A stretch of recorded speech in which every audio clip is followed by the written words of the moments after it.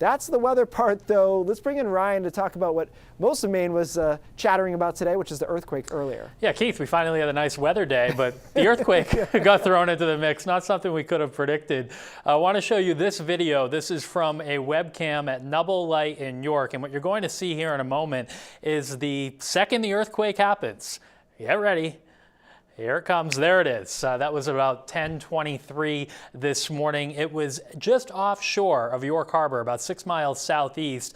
It was a magnitude 3.8 earthquake, which on the scale, big picture, isn't very strong, but by New England standards, that's a pretty sizable quake, and it was 8.2 miles deep.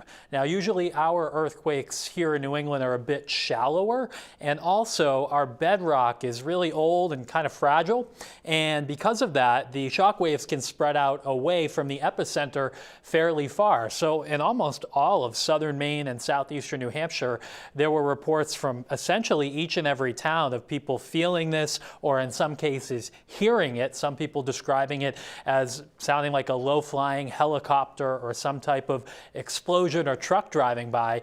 But even farther out, folks around Boston and even parts of Connecticut and Rhode Island feeling this earthquake around 10:23 this morning. Obviously not an unprecedented occurrence, but the fact that it was 3.8, fairly sizable by our standards. We were looking back through some of the strongest quakes in Maine history. There was one in 2012 that was a bit over 4. That was near Hollis, Maine back then.